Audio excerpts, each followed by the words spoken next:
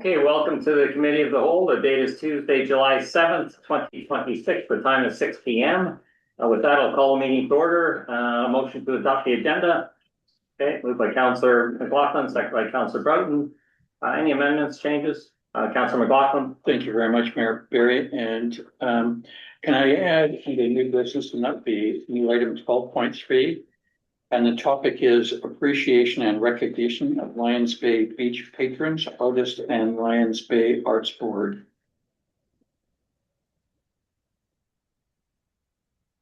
I'll put that forward. Okay. So you. Any other amendments? No? Okay. All in favor? Opposed? Motion carried.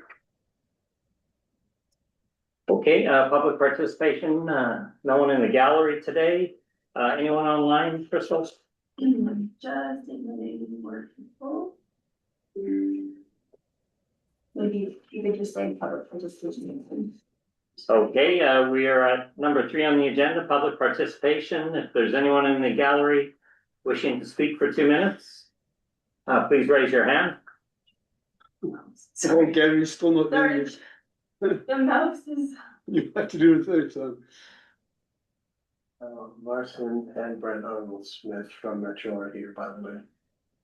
Okay, while we're waiting for the gallery, we're going to welcome Brent Arnold Smith, Dave Mitchell, and Ian McDonald, who will be presenting the report on emergency management in small communities. That will come after public participation. Once again, anyone in the gallery wishing to speak for 2 minutes? There's also Marcin Paczynski for Metro. Marcin, welcome as well. Thank you. No hands. Okay, no one online.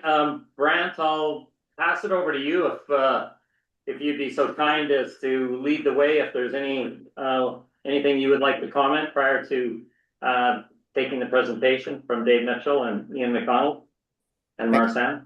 Thank you, Mayor Barry. Good evening, Mayor and Council. We really appreciate the opportunity to be here today.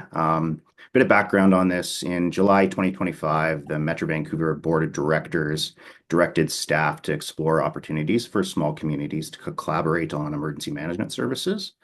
And in response to that direction, Metro worked with Dave Mitchell and Ian McDonald, who are both here today and will be presenting with me from Dave Mitchell and Associates, to speak with the small communities within the region and better understand their current emergency management programs and some of the challenges that they face, get their perspectives on potential collaborative models.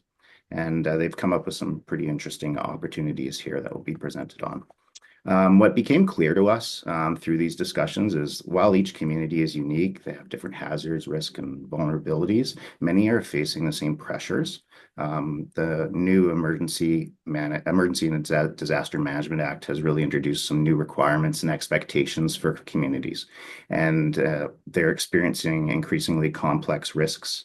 Many small local governments have limited staff and capacity dedicated to emergency management. And today's presentation will really summarize what we've heard through the consultation process, discuss some of the implications of the new legislative framework, and also present several options that could help small communities, including the Village of Lions Bay, meet their obligations while enhancing preparedness, response, and recovery capabilities. Ultimately, this is about building resilient communities, creating sustainable emergency management capacity, and ensuring people have the support, the resources, and the leadership they need before, during, and after an emergency. And with that, I'll pass it over to Dave Mitchell and Ian. Thank you very much for allowing us to be part of your meeting tonight and to talk about this project. We really appreciate you making the time for us. In terms of how it got started, we met virtually, first of all, with Metro staff and project coordinators to ensure that we were really clear about what the scope was and agreed about the scope for consultations. We met with representatives of each of the small communities over several weeks in October and November, and followed this up, these meetings, by providing a copy of the notes that we had taken and a questionnaire to them. followed up with Teams meetings and emails confirming details and full phone calls along the way. The questionnaire was sent to each of the small communities and designed to confirm various details of existing emergency planning, just so we were absolutely crystal clear in how we reported it. I have to say that each of the meetings with the 5 small communities were very positive. We certainly enjoyed the time that we spent with Lions Bay, and every one of them, yours certainly very fully engaged on the issues. It was a very free exchange of ideas, and various studies were shared amongst us. Ian, over to you. Hi there. Thanks very much for having us this evening. As Dave said, we quite enjoyed our opportunity to meet with everyone along this process. I'm going to be talking this evening mainly about the regulatory structure that is now being created. The new Emergency and Disaster Management Act, EDMA, was introduced in 2023. If you've picked it up, it's quite a hefty item. It's long, it's complex, and it's prescriptive. It incorporates the Sendai principles, and you can see those in the slide, of disaster management, along with UNDRIP and DRIPA. So it's incorporating First Nations, formally incorporating First Nations into emergency planning. One of the big changes in EDMA is that there is now a positive obligation to work with First Nations, as well as to collaborate with other local authorities. In the Metro context, this means that Metro has to work with the local municipalities. Each of the local municipalities is supposed to work with itself, with its neighbors, and Metro is also expected to be working with neighboring regional districts as well. One of the other changes in EDMA is it makes express provision for the creation of multi-jurisdictional emergency management organizations. And we'll talk a little bit more about that when we come to the regulations that have recently been issued. And as a result of the introduction of EDMA and now the coming into force of the final sections that were lying dormant for the last 3 years, it requires that each jurisdiction have a compliant and therefore updated emergency plan, updated and compliant risk assessments, and business continuity plans. Next slide, Dave. In 2026, in May of 2026, some long-awaited new local government regulations were issued by the province. They probably were not as comprehensive as people were anticipating, given it took 3 years for them to be issued. Nevertheless, it does put some color to the requirements that have been introduced by EDMA. Emergency management plans now must explicitly describe or summarize consultations with First Nations that have been undertaken as part of the planning process. Business continuity plans must be reviewed and updated at least once every 5 years, and emergency plans reviewed and updated at least once every 7 years. And the obligation of local governments to publish their emergency management plans is specified, subject to certain exceptions and restrictions, so that you're not required to make public information that might be abused or misused.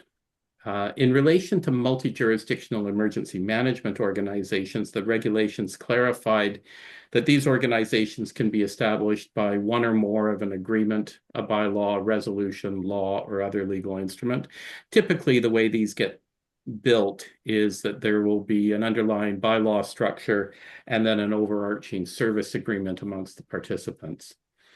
The regulations set out certain basic requirements for these multi-jurisdictional organizations, including that the arrangement has to be in writing, that the powers or responsibilities which are delegated by a local authority to the organization or its employees also must be specified. Next slide, Dave.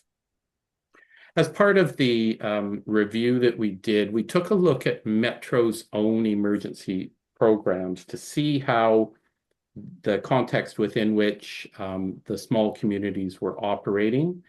Metro actually operates 2 emergency programs as required by the Emergency Program Act and now EDMA. Metro provides an emergency program covering electoral area A, a service that's established under bylaw 1238.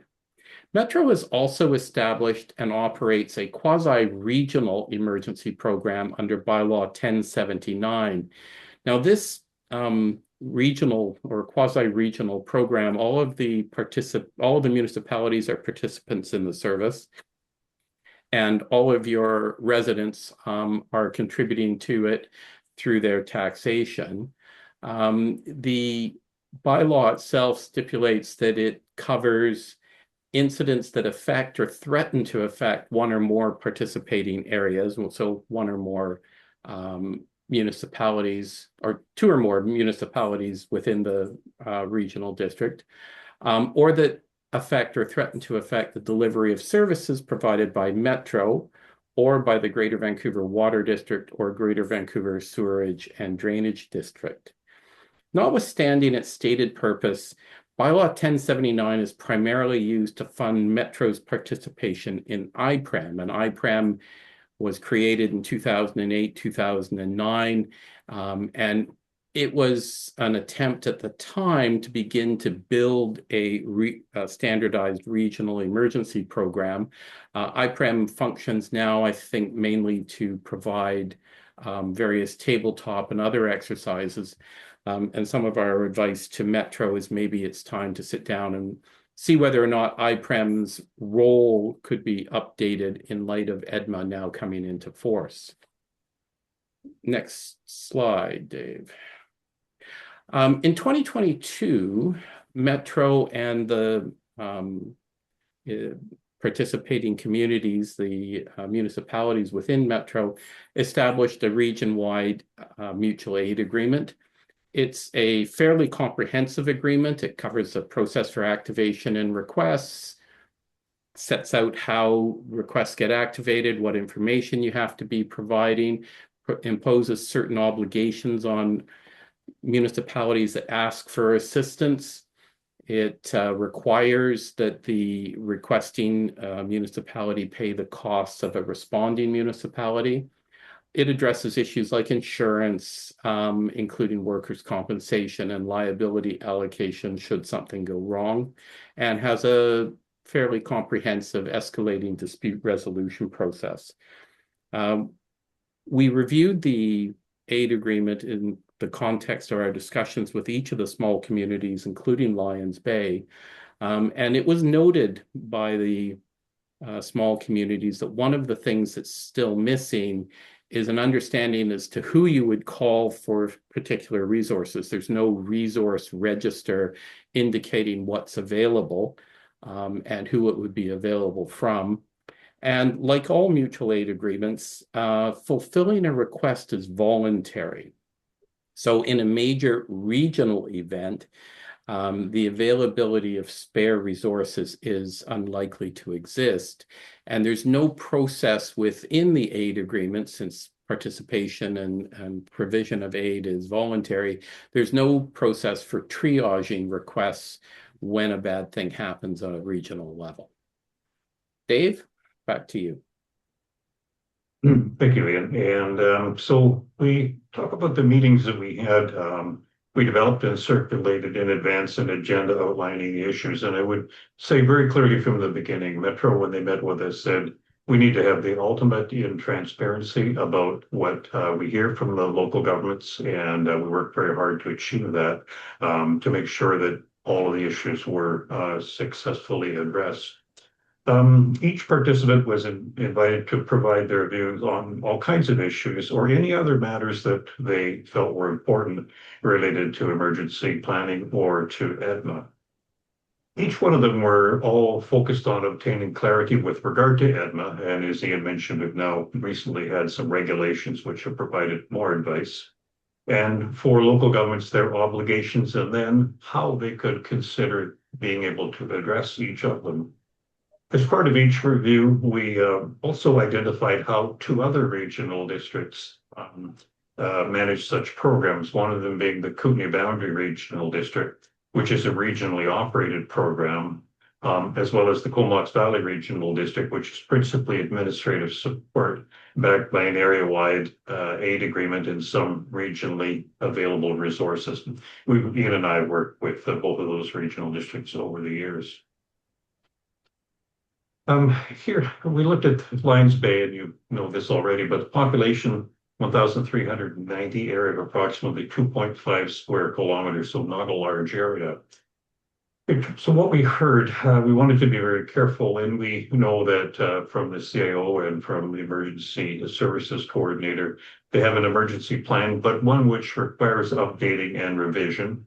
They have a 0.5 FTE for emergency planning, and that any major events are beyond their capacity, and that was freely admitted, as it was with most of the others. When we asked them what was working well, the CIO was very clear that the 2024 landslide was exceptionally well managed by Metro, very much appreciated. It was certainly beyond Lions Bay's scope. The areas that needed improvement, and you've seen the report, but a lot of things to consider, including consistent funding for emergency planning and operations. The area of Lions Bay has major risks, but does not always have a formal hazard risk and vulnerability assessment. In Lions Bay's case, this is something else that needs to be addressed and updated. As noted, we met with Ross Blackwell and Mary Brown in October to review the project and outline next steps and the objectives. We were really, really careful to document what we heard from them and then to provide it back again for comment or correction, which we appreciated. This included the follow-up questionnaire, which provided good base level information for the report, which wasn't always part of the general conversation. Lions Bay reviewed their experience to date with various issues and have been addressing their requirements going forward. The day we were there, they were meeting with their local ESS, and we're very engaged with them. It was quite a charming opportunity that we had to meet Mary that day, but see the folks in action in the room next door. I thought it went very well. Their EOC is functional, but is limited in space and likely not to be effective beyond a level 1 activation. Talked about a lot of things and how things get paid for, but one of the things that was quite clear is grant funding is not predictable, and so it's hard to build sustainable operations on that. We did talk in detail about the 2024 Lions Bay, the landslide there. And again, they wanted to underline how effective Metro's assistance was. The Metro team provided leadership on the ground and access to additional resources from outside, and things that they couldn't achieve on their own. It was their view that Metro's assistance was well beyond what they could provide on their own and is a model for the type of help required for larger events. Yeah. In the context of our discussions with Lions Bay, 3 points were made fairly trenchantly. First, that reliance on grant funding as a substantive portion of the monies available to support an emergency program is inefficient and uncertain. Grants are competitive. They take staff time to apply for and to report out on, and small communities often don't have the staffing available to do that. The quantum of funds available is entirely dependent on what the province makes available in its budget. And they have expanded now the pool of potential applicants without necessarily expanding the pool of funds. And so there is the chance that funding either will not be obtained or won't be obtained at a level that is required to meet your obligations or to undertake the work that is desired. The second point that was made is that the regional aid agreement was conceptually good, but there was no clear list of available assets or resources, as I'd mentioned earlier. And finally, that EDMA's requirements exceed the capabilities and budgets of most small communities in the province. And I'd have to say that having heard from 4 other small communities in the course of this program or this process, that view was echoed by the others as well. Next slide, Dave. In the report, we provided a series of options to Metro for consideration. One of the options that we looked at as we were speaking to the various small communities and looking at who their neighbors were and what was going on with their neighbors is whether there was an opportunity to develop some form of a sub-regional arrangement. Now, for Lions Bay, this would potentially be through the North Shore Emergency Management Organization. It would be a natural fit if you could become a participant in that service. That organization, though, we understand is undergoing something of an administrative restructuring right now, and it's not clear that in the immediate future it would be in a position to take on a new participant. But it is something where exploratory discussions and conversations should probably be undertaken, since even if you were looking for mutual aid, it's likely the North Shore you would go to first for immediate assistance in addition to Metro. The second option was styled after the Comox Valley emergency program. Comox Valley, as Dave mentioned, offers administrative support to its participating municipalities. And so that's the template documentation, assistance with grant applications.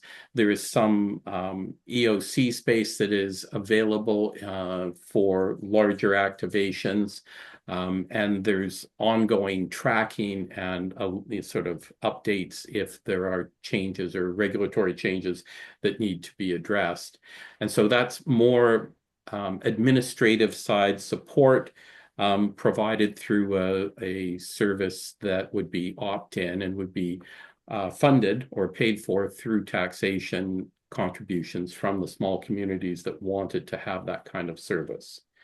The other option that we explored or suggested be considered is a regional service establishment. And again, this would be done on an opt-in basis.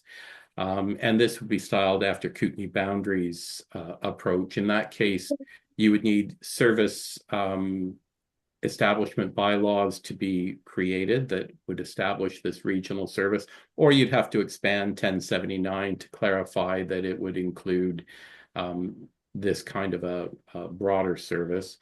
And the smaller communities would have everything beyond a level 1 activation supported through Metro's emergency program. So those were the three options that we laid out in the report and discussed with Metro.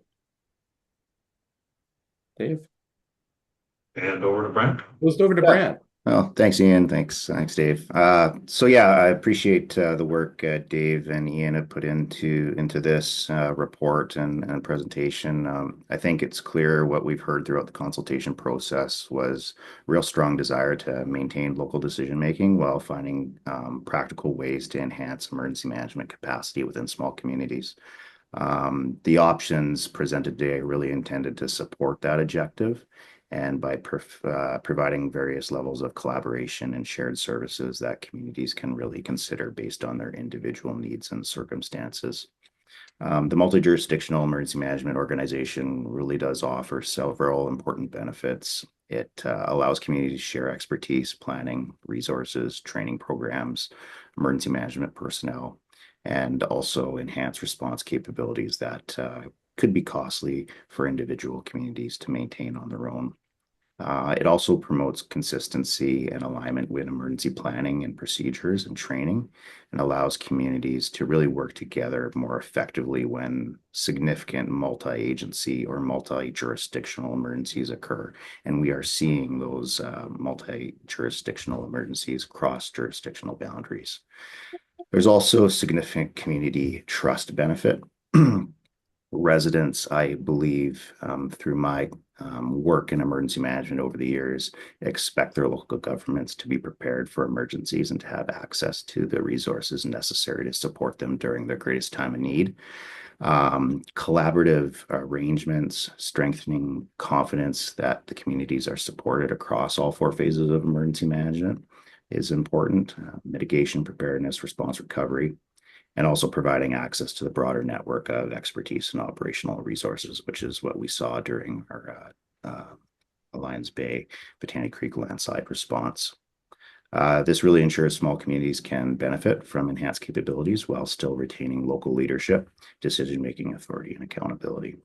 From a taxpayer perspective, collaboration really can create meaningful efficiencies, shared administrative services, common planning tools, coordinated training, grant support, and shared emergency management expertise.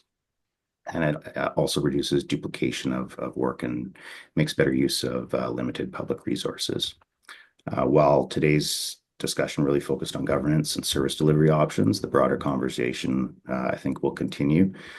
Key steps need to include advocating for stable, long-term provincial funding to support Emergency and Disaster Management Act implementation, maintaining the strong foundation of regional collaboration and collaboration through our Regional Public Works Mutual Aid Agreement, and also continuing the discussions with the Metro Vancouver Regional District Board regarding Metro Vancouver's future role in emergency management.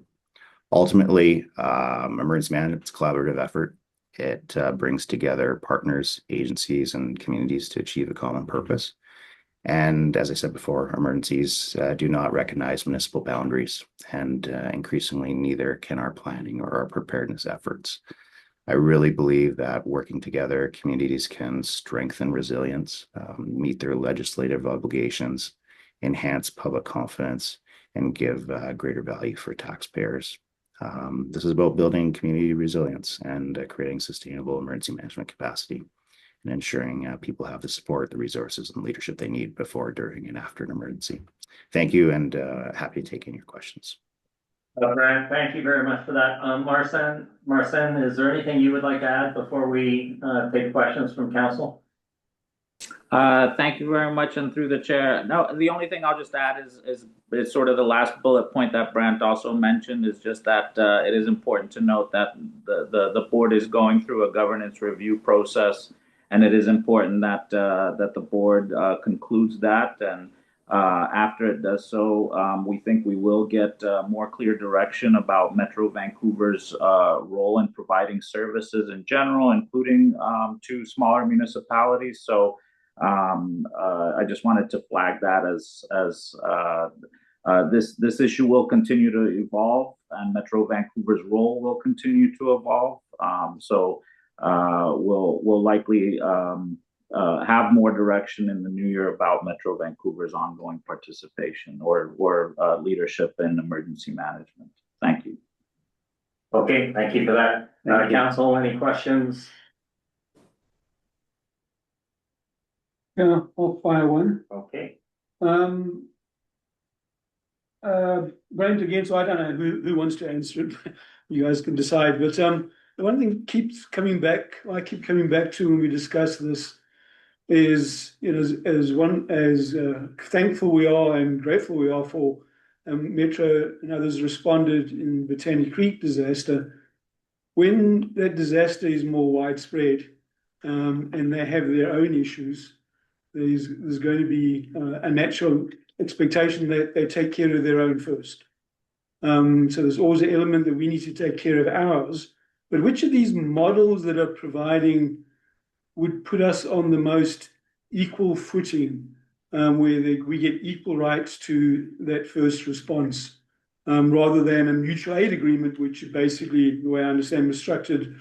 If we can help, we're coming to help you, but if we've got our own thing to deal with, you're on your own. And so which of these models addresses that best? I guess is my question. And you want to think of, first of all, of the ones we've seen, which one might speak to the councillor's question? I'm happy to start, and Brant, you may want to pick up. Clean up the mess that I make.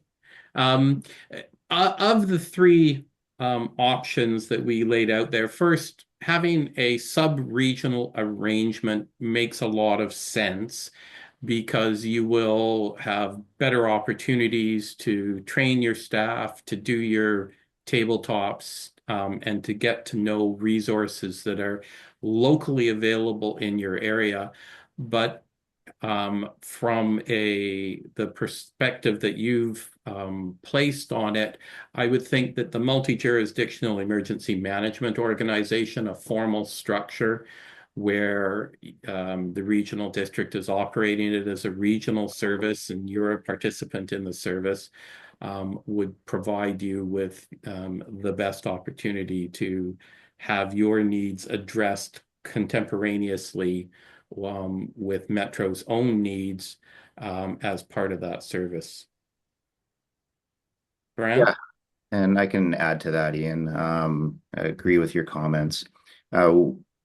It's always great to call your neighbor. That would be your first call. So, folks on the North Shore, training together, know the resources, as Ian mentioned. But as we've seen, there have been emergencies that have not only affected the Village of Lions Bay, but the North Shore atmospheric rivers as an example. So your neighbors may be engaged in emergency response, and those resources that would have been deployed to assist the Village of Lions Bay may not be available. So they may have to come from other areas within the region through the mutual aid agreement, maybe jurisdictions that aren't affected by that specific event. So that's an option. The multi-jurisdictional emergency management organization, if that were a service that Metro provided to the Village of Lions Bay, if there was a significant emergency that was affecting not only Metro Vancouver's infrastructure or other communities that might opt into the service, but Lions Bay as well, we would ensure that resources would be deployed to support your community based on what your community was facing. And that's something that would be built into the emergency program. Let me add something as well, for members of council and anybody that's watching.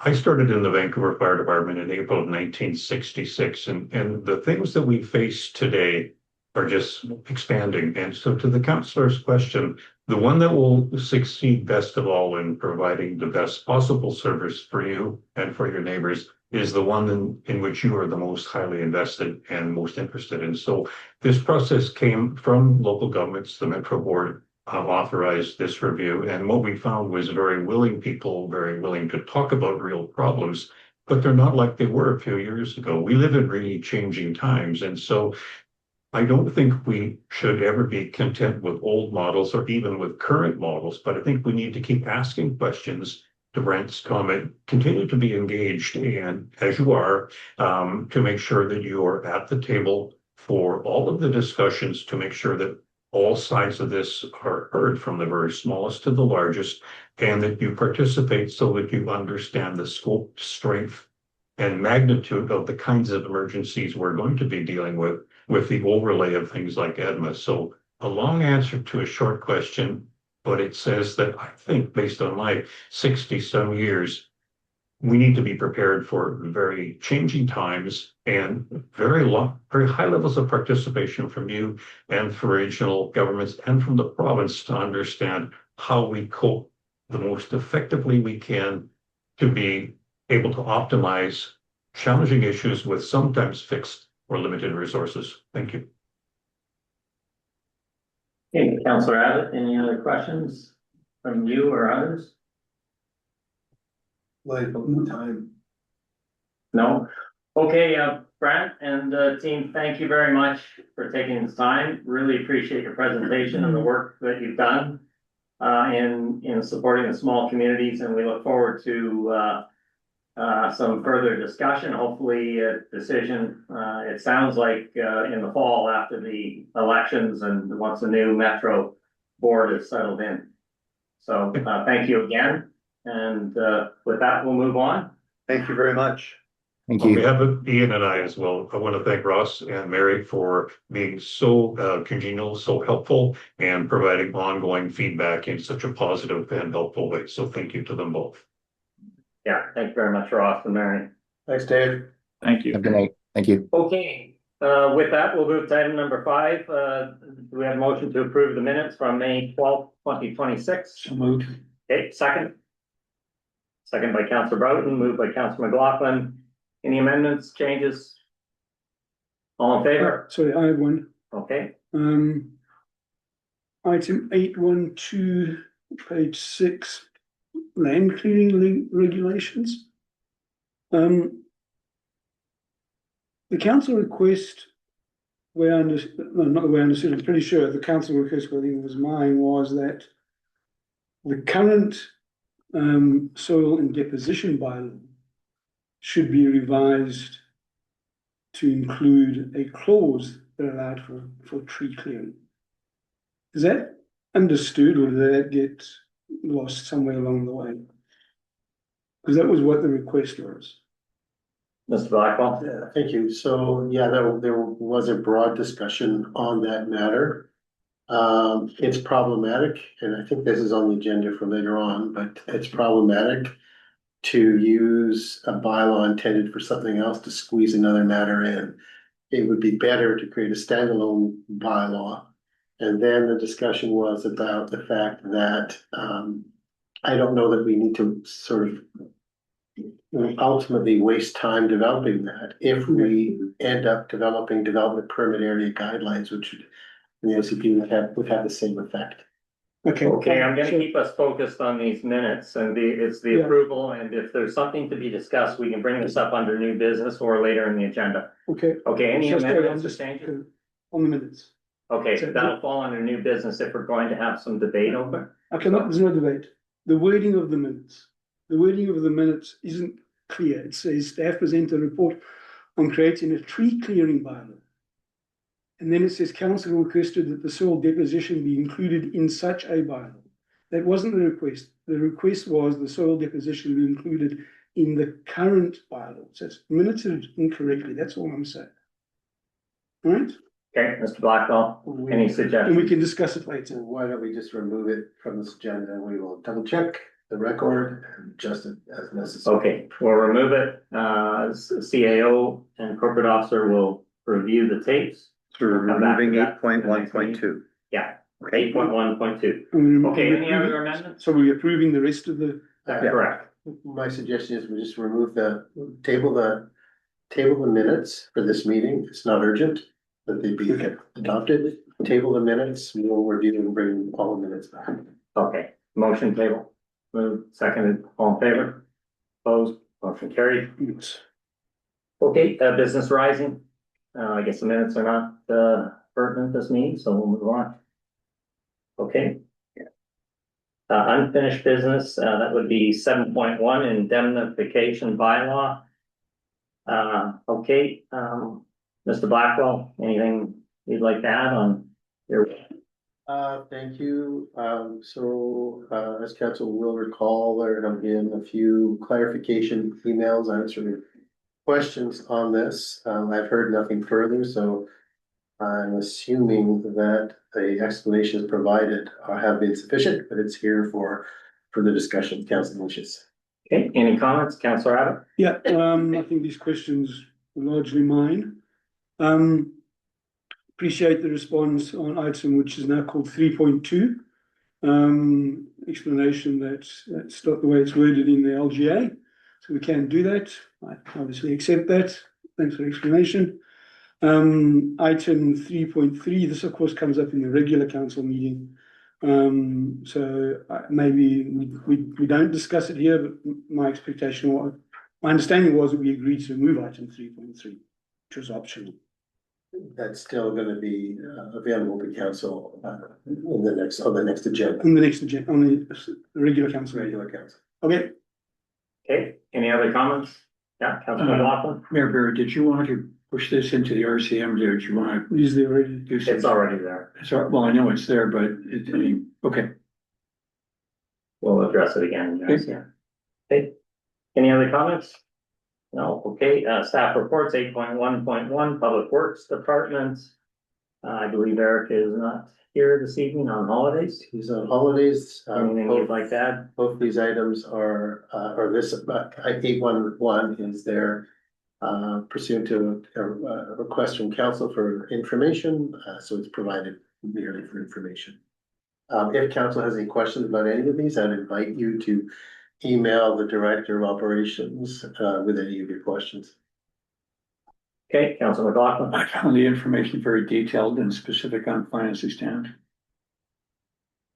Any other comments for we move on? I guess on a suggestion, I'll email my comments. I think I did already, didn't I? Yeah, I did. It was part of that longer email that I sent late last night, so I already have asked some questions. I guess if they can be answered here, then we can answer them separately. Okay, Council Brown. Yeah, I really appreciate the monthly updates on all the various projects the village is undertaking. I think it's really important that council just have a running knowledge of what's going on. Okay. So appreciate that. All right, with that, we'll move to 8.1.2 infrastructure reserve requirements. So Cherkoff, anything you would like to add? Yes. Perhaps I can introduce this. Mr. Blackwell, please introduce. Thank you. So, just as a preamble to what Mr. Cherkoff is going to present, and unfortunately, Bill couldn't attend because he's on holiday to answer any sort of technical questions, but where this emanates from is sort of this ongoing discussion and question around financial sustainability for taxpayers of Lions Bay.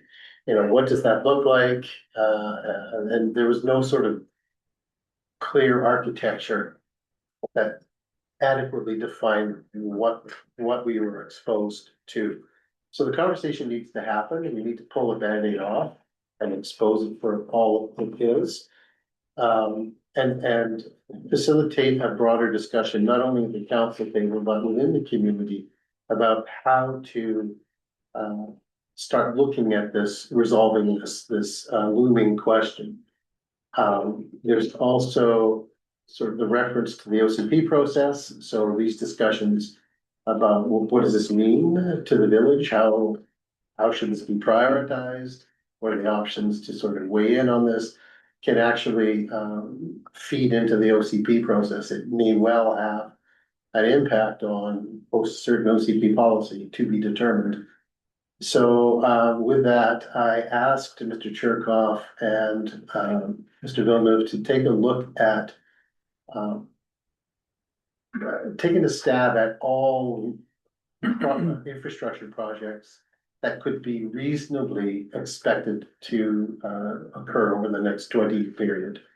So some of these are big questions. We don't know if it'll happen or not. An example of what I'm speaking of is whether or not there is at some point over the next 20 years a requirement from either the province or coastal health to convert this side of the community from septic to a sewage collection and treatment system like in Kelvin Grove.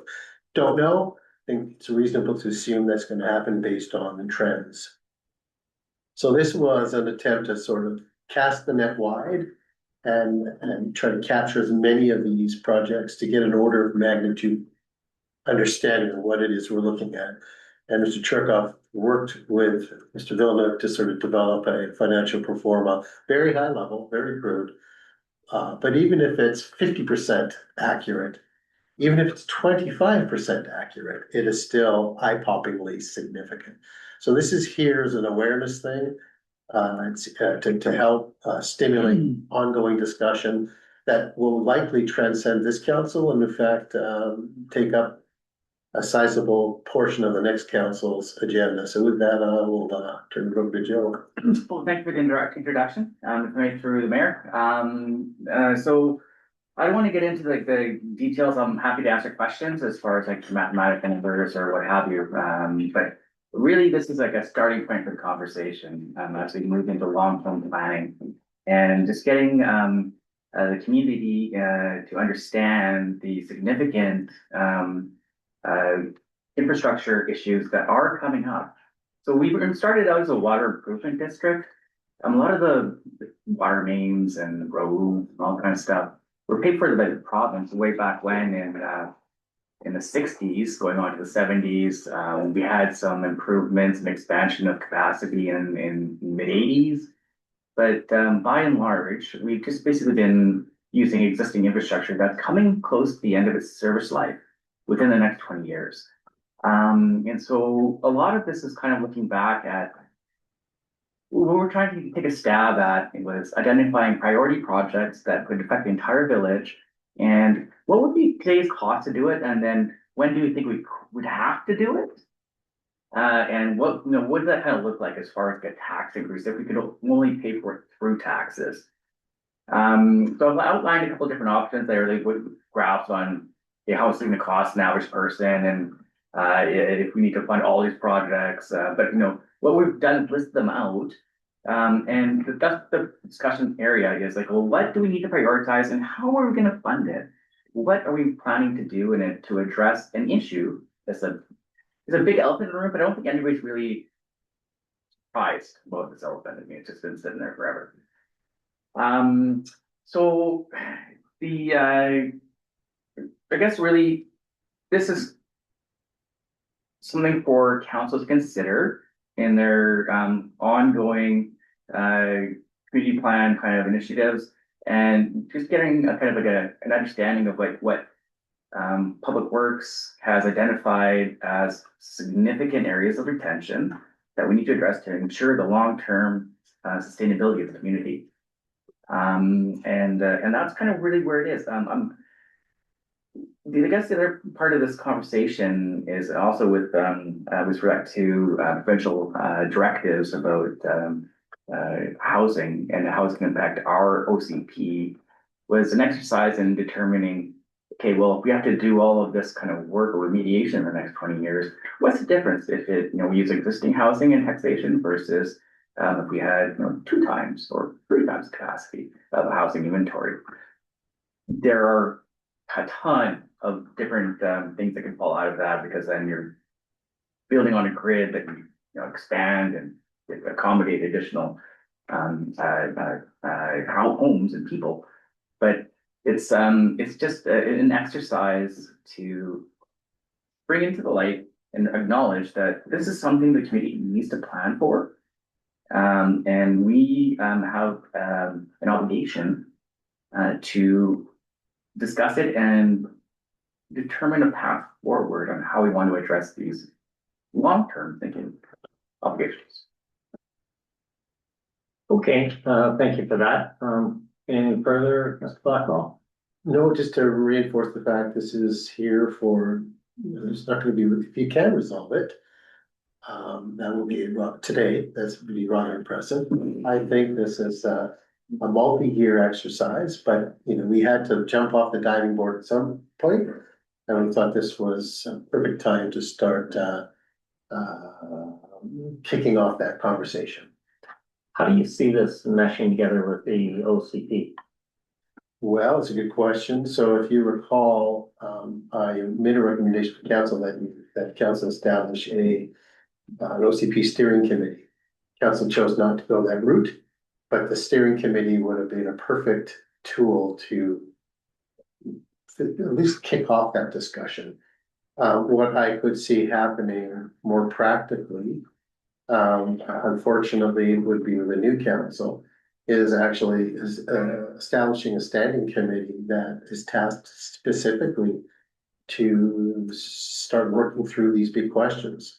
And that should have representations from folks with infrastructure knowledge, folks with finance knowledge, and a broad spectrum of sort of competency around these issues. I think it's going to be a very difficult and long-term conversation, both at the council table and within the community. There's no perfect answer here to this, but we have to start peeling back the layers of the onion to get to the nub. Okay, Councilor Broughton, you had your hand up, and then. Yeah, I really appreciate the high level sort of overview. I think it's important that there be no surprises, over the next couple of decades, really, is what we're looking at. And I think having a sort of a high level framework allows us to be opportunistic if something comes up that seems to make sense and looks like it would really serve our long-term plan, then we can jump on it. But otherwise, the numbers are really scary, and they're built on a lot of ifs. Yes. And so on. So I think it's useful, but it's also very high level. So that's absolutely correct. To the mayor, to you, Mayor Broughton, or Councilor Broughton. It is high level, Yeah. We drew on experience from other regions of kind of what it would cost, like to replace 50.7 kilometers of water mains. Right. Today. And so again, I reiterate that these things are coming approaching the end of their service life. They will have to be replaced. And it's a big number. So we need to start talking about it. Yeah. And we're facing the same problems every community is. Yeah, absolutely. Okay, any other councillors wish to comment, speak? Councillor Abbott? Sure, all good. We went going around the table. So a few thoughts. I understand this was meant to get people's attention and hence the sort of alarmist math, for lack of a better term, and it's not meant to be sort of anyway detrimental to what you. Alarming math. Thanks. Okay, better. Thanks for that. It does confirm to me something that I've always said is you can't develop your way over this problem. Right? What it doesn't, because I mean, if you've gone to the scenario, and what if we doubled the number of homes? And then you went to the ultimate scenario, what if we went 8 times the number of homes? Well, if you went either doubled 8 times the number of homes, you're gonna have to double the amount of infrastructure you need. So you're back to square one. You're not taking care of your existing problem. You're just putting fresh, bigger problem to deal with later. Yes. That doesn't fix it. That's not a solution. The infrastructure committee has looked at some of these issues. I think some of these numbers may have come from Director of Operations, understanding from some of those meetings. Come to somewhat different conclusions on the budgets, right? And they are, in my opinion, more cost-effective ways of addressing some of these issues that has been discussed at that committee. For example, an idea that recently came up, which actually the idea got sparked by the current Director of Operations, asking the question, can we operate on one plant? And the idea of putting in a simple ASAP style HTTP pipeline from the Harvey tank to the other tank. And then only having to do one filtration plant and so on.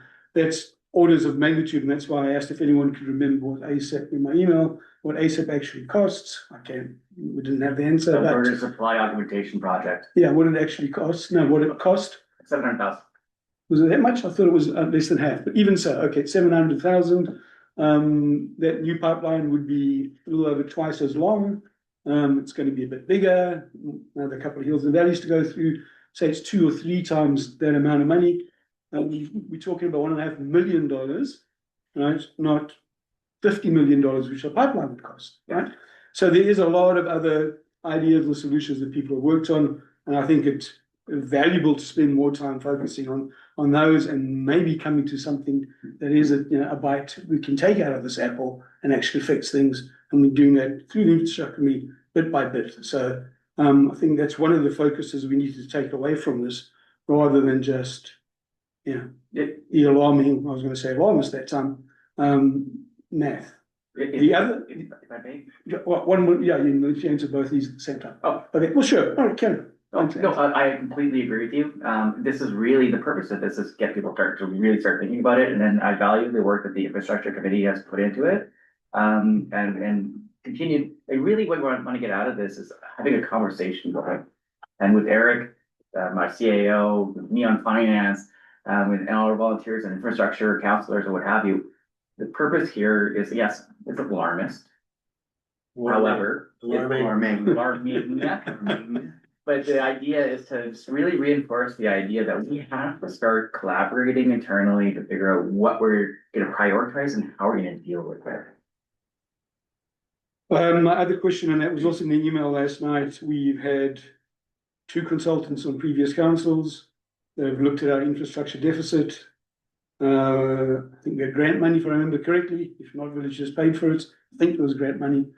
Ron might remember. They did give us. We have 2 reports, PowerPoint presentations. They're on the drive somewhere in the village office. I think we should not throw away good work done in the past, and that would be a good starting point. if I may. Yeah. So the last one, we received was from your city, or, It sounds familiar. yeah, so that was for the, master infrastructure plan. Yeah. And map, and all your things, that was done in 2023. Then there was one from before that, basically an update. So in that report, it was talking around like, I have not done like a deep dive on that report, but I'm curious about the methodology. They came up with a number of like, some replacements of certain items, a replacement cost of $26 million, but this was not. Anyways, yeah, there have been reports and it's not been wasted. They've identified projects that we need to focus on. I'm not quite sure about the math on what the rest I am, but I mean, again, the whole purpose here is to have a conversation and use all the information available to us to figure a path forward. Okay, folks, we're gonna move it along, just to keep the pace going here, so we try to get through the agenda. Thank you. Okay, so thank you for all your comments and thank you, Mr. Chirkoff, Ms. Blackwell.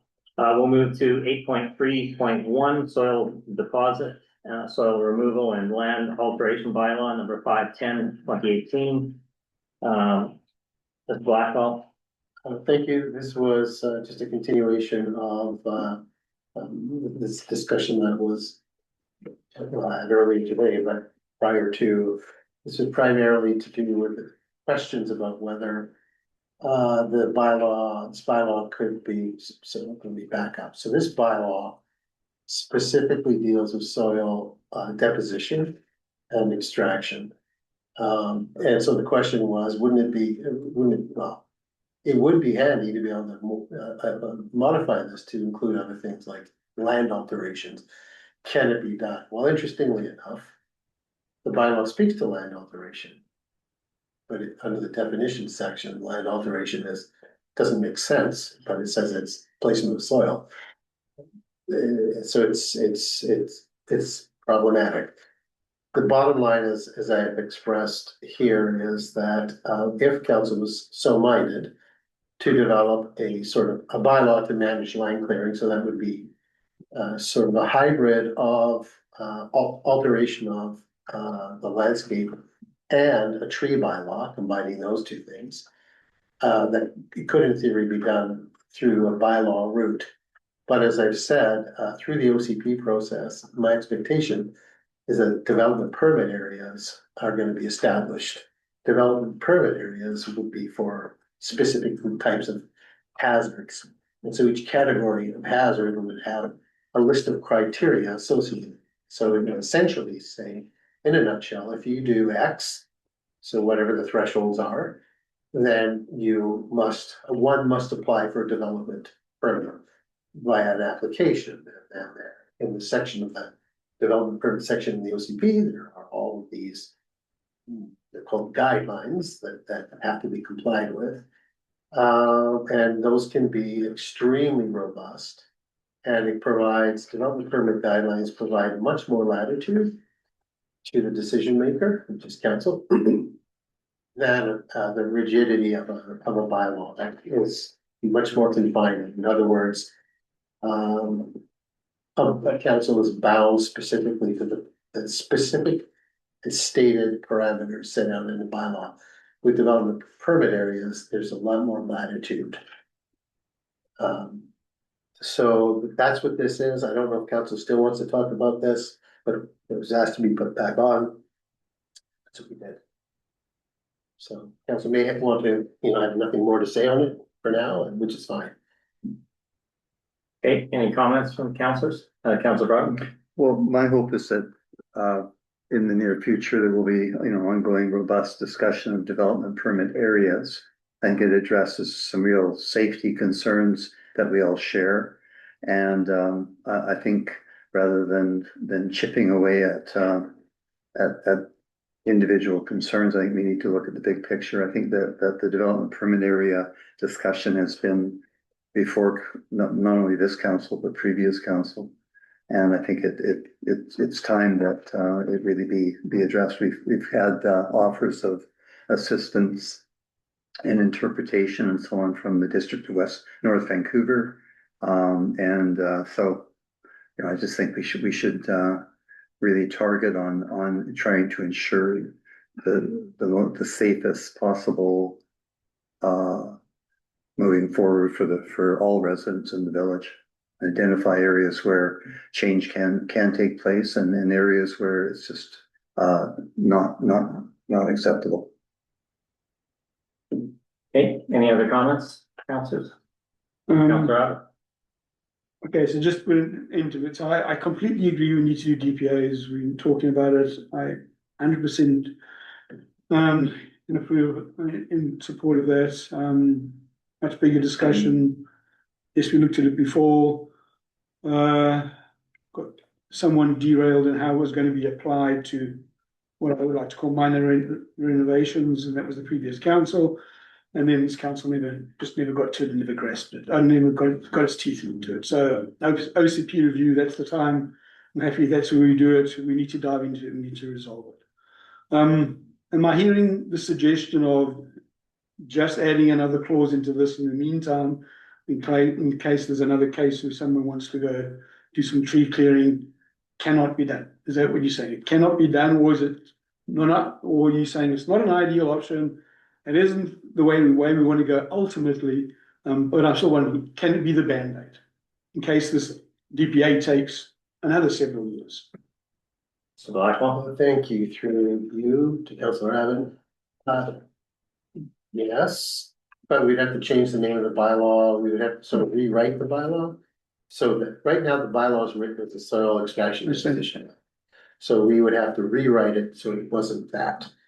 So given sort of the time constraints, our workload, given where the OCP sits, so the OCP should be in front of council not too many months from now. For a first stab at looking at a development or a series of DPAs. In terms of cost benefit, I don't see much real land manipulation here or land clearing. So near 3 years, I've just seen that one over here. That's all I've seen. I mean, there may be one, but that's all I've seen. Could there be more? It's possible.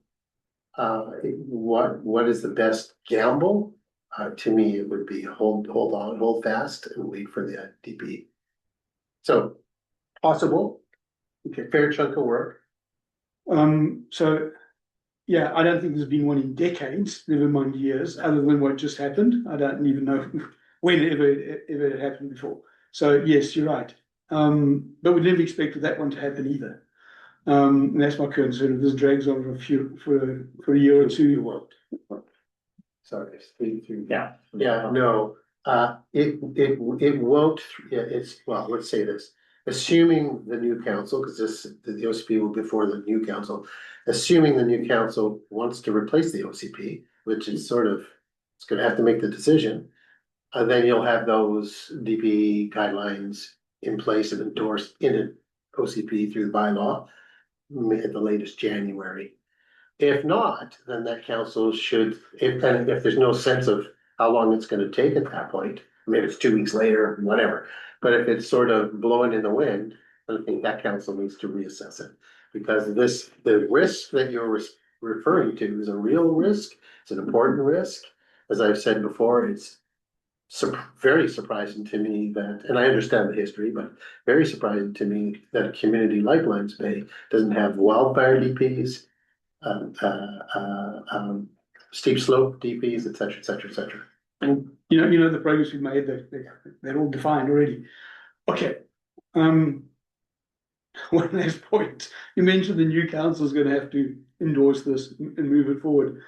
It won't be the first time in the world that a new council decided the previous council were a bunch of idiots and completely wanted to start something over again. So that is also a real possibility. Yeah.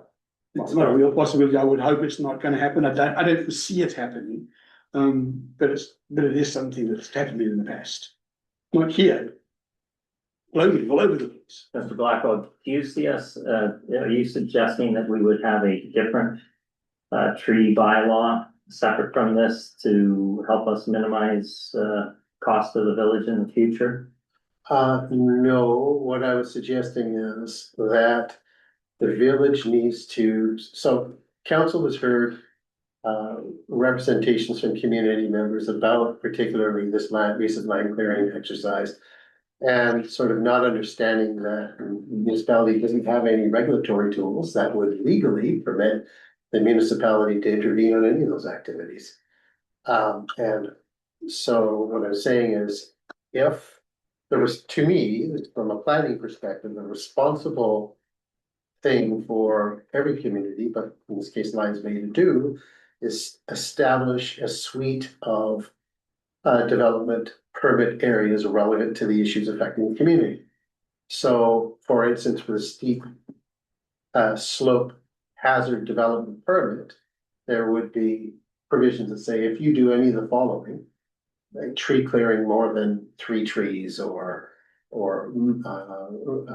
manipulating soil contours within a given property more than some physical area, a development permit is required. And in that case, what would be required would be, depending on what's in the development permit, geotechnical assessment with regard to what your works are going to be considering. The geotechnical engineer would have to sign off on that. There'd be a whole list depending on the issue. So the question of removing trees on private property would only be with regard to destabilization of slopes. Some communities, so the District of North Vancouver, have tree bylaws. There's a number of communities that have tree bylaws that prohibit the cutting of trees on private property. And where they do permit the removal of trees, there's a replacement ratio. Depends, it changes from community to community. And it could be something like for every 1 tree you cut down over a certain size, you have to replace it with 2 or 3 others of a specific size. That's not what I'm talking about here. I'm talking about the former, the development permit area question, to ensure that we have the regulatory tools that will allow us to protect public safety on steep slopes, either from fire, from landslide, you name it. Okay, folks, we're gonna continue moving on here as we're running short of time. Go to 8.3.2, council communication best practices. Mr. Blackwell. I don't have much to add to this. There was a question about, how do I summarize it? What's the best sort of, is there a standard with regard to the kind of information that any given member of council chooses to share? And I provided this as sort of a framework that council could consider in an effort to make sure that there's consistency with municipal messaging and all the rest of those sorts of considerations. So it's here for council discussion, I suppose, if council so inclined. Okay, so these are best practices that you outlined here? Yeah, or good practices. It's hard to say which one, good or bad or best. Yeah.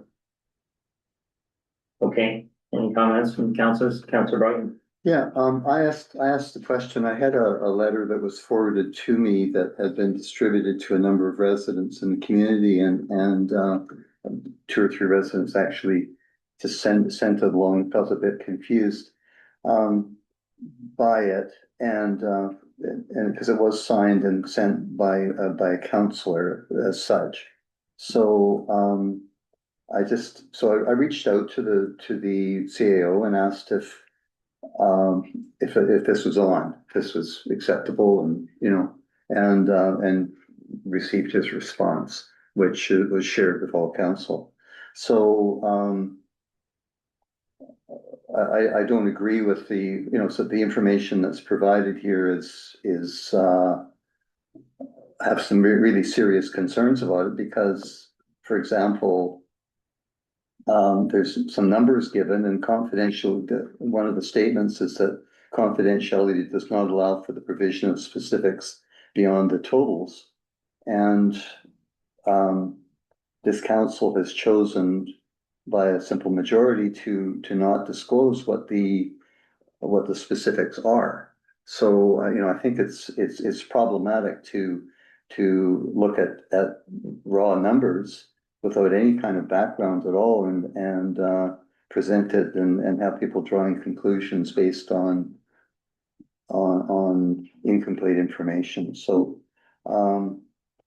I don't want to get into a debate of it. I received a copy. I was concerned about it. I asked the question. The CAO responded to the question. He said that councillors have the right to communicate and to present information, which is their opinion. But I just would like to identify that from my perspective, it's opinion, I would be very much in favor of our legal fees, the background to our legal fees being completely available to the community. I think it's very important that the community is paying substantial legal fees, and based on basically based on five different areas, you know, including everything from bullying and harassment, lawsuits that have taken place since this council has taken office. There is Botany Creek has incurred a huge amount of expense for the village in terms of we're currently involved in a lawsuit there. The bylaws, every bylaw that has been brought forward appears to have been sent back to legal for opinions and updates and so on, including the indemnification bylaw. And I'd be interested to know what the cost of the review of the indemnification bylaw, which was provided by our council in the first place. So I have some just serious concerns about the amount of money that's being spent on legal, and the fact that it's unclear to our residents where that money's going, why those costs have been incurred, and from my perspective, there's been a huge number of there's a huge amount of information that has been in closed session that our municipal advisor recommended come out of closed session, that the investigator of the who did the bullying investigation recommended that the reporting out occurred, yet those reports have not occurred. And that has been by a simple majority of council, and I find that very disappointing. So anyway, I asked the question because I had concerns about the letter. I've received a response. So, and I'll leave it to the residents. Okay, any other comments, Councillor Abbott? Yeah, I'll have a quick comment. I wasn't going to comment on this at all. Councillor Brown, you asked a question, you got a response. You expressed a concern in the beginning about, discussing these matters, and then proceeded to make it even worse by throwing out more suggestions that couldn't be quantified and qualified in this meeting, and just expanded on all sorts of other things that weren't actually what your request was about. Your request was about communication. But I will deal with the one thing that you had to say, that's directly attributable to me, and that is about the indemnification bylaw. I believe when the lawyers present to us a Bible for us to ask questions about, we should be asking questions about it. I asked two questions. One of them was explained, and the other one I think we're still going to discuss further, which might result in a small change to that Bible. That is exactly why we pay for lawyers to do Bibles. So I don't know why we take umbrage with that one. But sure, if you want to find out how much money that question cost, I'm happy you can reveal it, but I'm sure it's a fraction of our legal costs. And then I'm happy to move on that.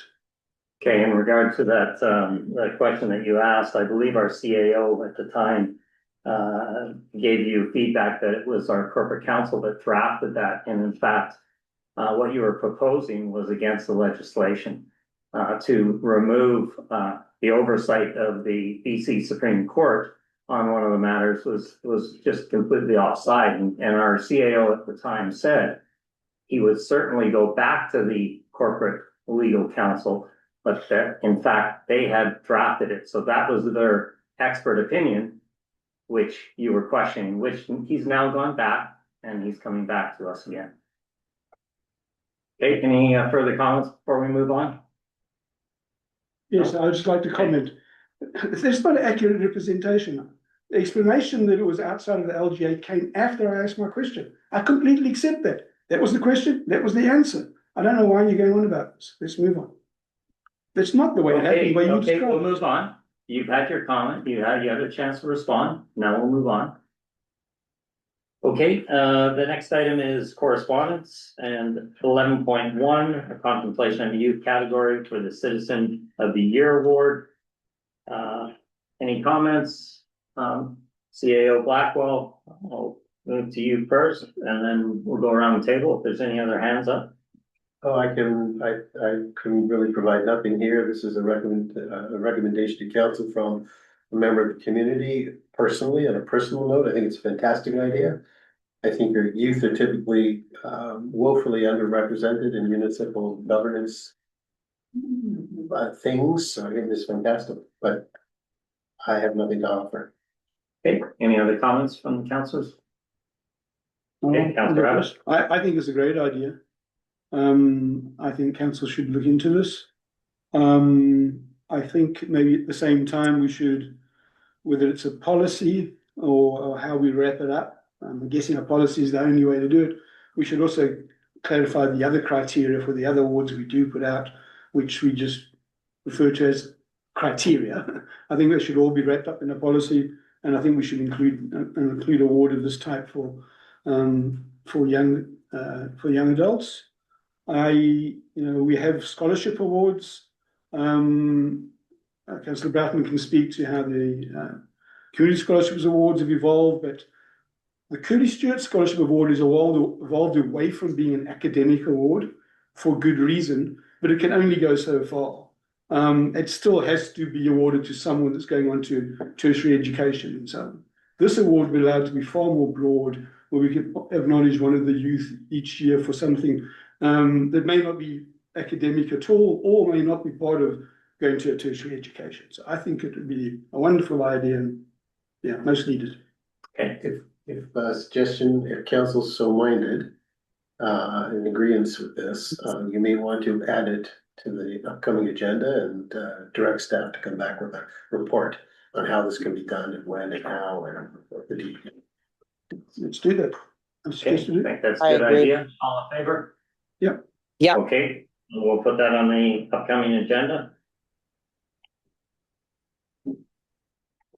All right, we'll move to the public hearing procedures and environmental protection policy. Mr. Blackwell again. I'm not entirely sure what is to be made of this. This relates to some correspondence to council that was received, in which the individual takes umbrage with our standard statutory process. Apparently, they feel that they don't like it, but it is what it is. I can say nothing further on it. I can happy to answer questions. Okay, any questions or comments? Councillor Adams? I'll just base comment. This was based on the fact that we had the wrong regional context statement previously on the bylaw, and it's now being corrected. That's what this was. That's what it's about. It's now being corrected. There was some frustration that it took a while. Both of them were still up there for a while, and it's now being corrected. Okay, good to hear. All right, we'll move to new business, role and scope of committees. Again, I think we have covered this in the past. Mr. Blackwell, any explanation on that? Yeah, so this was put on the agenda for the council to have a conversation around. So fine tuning how this committees it. Professionally, I would suggest that there's room for improvement. But it's so late in council term now, I think it makes sense to not spend any time on this, and the new council can weigh into it. Okay, any comments before we move on? No, I'd just like to make an open suggestion or offer. The two current committees that are actually sitting and making any recommendations, I happen to chair both. I submit the minutes. Council makes decisions where necessary, and we approve motions for resolutions as appropriate. I happy for anyone to question me on a case-by-case basis if they think I I missed something or sort of misdirected something. But yeah, please make them specific and we will see them comply. I think within the current terms of reference to those committees, I'm doing exactly what they asked to do. And if the next council wants to try new terms of reference, then that's what they can do. Are you happy to rotate out the chair from time to time as best practices normally dictate? That will clearly be a decision for the next council, obviously. Are you suggesting we rotate out the chair with 2 meetings left to go? I don't think so. No, I'm just suggesting that maybe council commits to best practices moving down the field here in the next council. I purposely cannot speak for what the next council will say, will tell them what to do. That's very inappropriate, but absolutely open to listen to that. Yeah. Yeah, I could perhaps offer Yeah. just a wee piece of guidance on that. Unfortunately, it'll have no effect. This council can either motion that the next council does X, Y, or Z, but it's entirely up to the next council to make their own mind up as to here. So Okay, any other comments before we move on? No, okay, item 12.2, UBCM meetings and conferences with the premier and ministers. Any updates on that? Mr. Blackwell? thank you. Not really. This is here just to close this matter off. The submissions, as council is aware, were tweaked and amended. Just as a reminder, as the UBCM gets closer, it will be important to develop a succinct elevator pitch. One pager, yeah. From firsthand experience that you got to be surgical in the delivery of this if you can have any effect at all. There's considerable latitude available. You can talk about the price of tea in China, as my mom always used to say.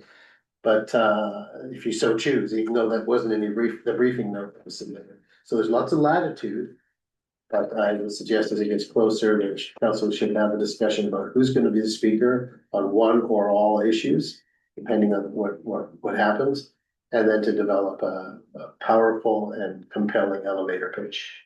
So I would suggest. Councillor Abbott? Yeah, just one question. Do we know the timing when we'll know what audience we've been granted? Don't know yet. Okay. Yeah, it's a bit of a black hole at this point. So as soon as I hear anything back, I will be sure to update council. How does that, if I may, Mayor Barry, how Yeah, does that mesh with attendance at the conference? The dates? I mean, if we get 0 out of 3, I can't see why all of us would be. We've had in the past conferences, we've had 1 meeting confirmed. Okay. So we've requested 3. Chances are we're not going to get all 3. Hopefully we do.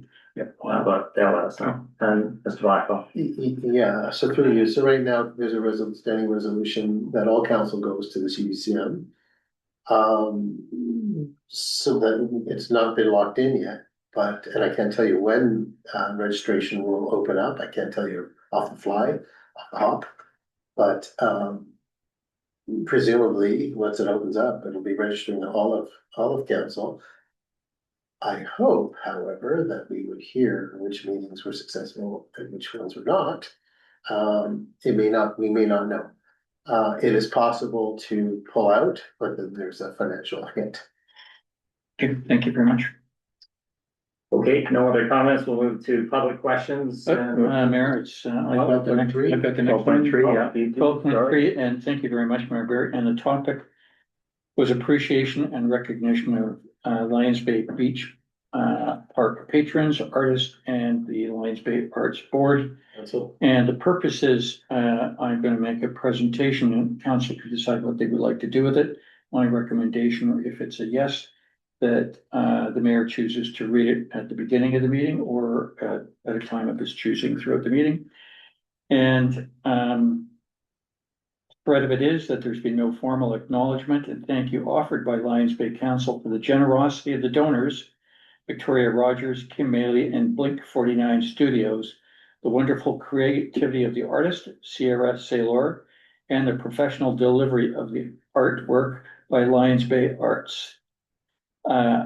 Council is pleased to offer everyone involved a well-earned recognition for the significant addition to the beach. Thank you very much on behalf of the Village of Lions Bay. Good. Sorry, is that the address? That's the address. If it's for discussion, and you would make it, Councilor. No, I think that's a good suggestion. I think at the Canada Day, if you don't mind passing it to me. Oh, yeah. At the Canada Day, Jonathan Rigglesworth acknowledged the Arts Committee, and they actually asked for a 5-minute time period to acknowledge all involved, and actually invited them up as well. So I think that they were acknowledged, and I think it's appropriate that they certainly get acknowledged again, as well as others who contributed within the community. So if you feel that we want to do an additional address, I think that's perfectly fine. I would put that forward to go to the RCM. Okay. Yeah, Councilor Brown. Yeah, I'd support the recognition of the Canada Day, the entire opening ceremony, the ribbon cutting, and the entire day was, I thought, a profound success. And I think that this individual acknowledgement should occur. And also, if we could just sort of quickly add thanking all those involved, the events committee and staff for their role in preparing for the very successful opening of the park. Okay. Other than the bricks and the. All right, thank you for that, Councilor McLaughlin. Okay, we'll open it up to public questions. We've only got about 4 minutes left. Anyone in the gallery wish to speak? Anyone online? Crystal?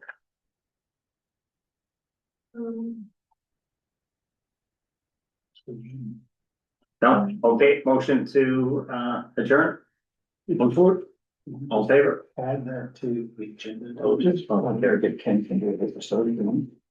Good call. Yeah, we should add. Okay. Or